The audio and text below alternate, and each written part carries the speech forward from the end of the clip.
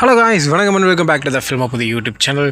Good bad ugly படம் release ஆனதுக்கப்புறம் அஜித் சாரோட அடுத்த படத்தை பற்றி எந்த ஒரு அப்டேட்டுமே தெளிவாக வரவே இல்லை. வர அப்டேட் எல்லாம் அவங்க சொல்கிறாங்க இவங்க சொல்கிறாங்க அப்படின்ட்டு நிறைய மூவி ட்ரிகர் சொல்கிறதெல்லாம் அரசல் புரசலான ஒரு நியூஸாக தான் வந்துகிட்டு இருக்குது. அரசல் புரசலாக வந்த நியூஸ் எல்லாம் உண்மையா பொய்யா அப்படின்னு விசாரிக்கும் போது ஏறக்குறைய உண்மையான ஒரு நியூஸாக தான் இருந்திருக்குது.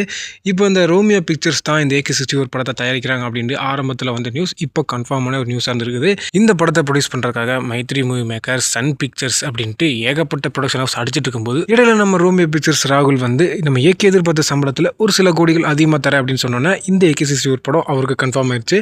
ஸோ இன்னும் ஒரு சில நாட்களில் ஒரு சில வாரங்களில் இந்த படத்தோட ஷூட்டிங் ஸ்டார்ட் பண்ண போகிறாங்க.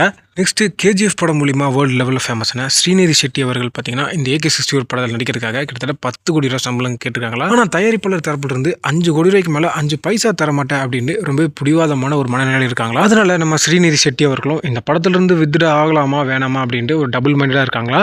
ப்ரொடக்ஷன் ஹவுஸும் இவங்களுக்கு பதிலாக ருக்மணி வசந்த், அதாங்க மதராசி படத்தில் நடித்தாங்களே, அவங்கள இந்த படத்தில் போடலாமா அப்படின்ட்டு ஒரு பிளானும் போட்டுட்டு இருக்காங்களா. இப்போ ரிலீஸ் ஆன காந்தர படம் மூலிமா ஸ்ரீநிதி ஷெட்டியோடவே பல மடங்கு ஃபெமிலியர் ஆயிட்டாங்க ருக்மணி வசந்த். அதனால இவங்களை இந்த படத்தில் ஆட் பண்ணால் இன்னுமே இந்த படத்துக்கு மிகப்பெரிய பலமாக இருக்கும் அப்படின்ட்டு ரோமியோ பிக்சர்ஸ் ராகுல் ரொம்பவே நம்புறாரு. ஸோ நீங்கள் இந்த AK-64 படத்தில் ஸ்ரீநிதி ஷெட்டி அவர்கள் நம்ம AKவுக்கு பேரா பண்ண நல்லா இருக்குமா, இல்லை ருக்மணி வசந்த் பேரா பண்ண நல்லா இருக்குமா அப்படின்றத கமெண்ட்ல சொல்லுங்கள்.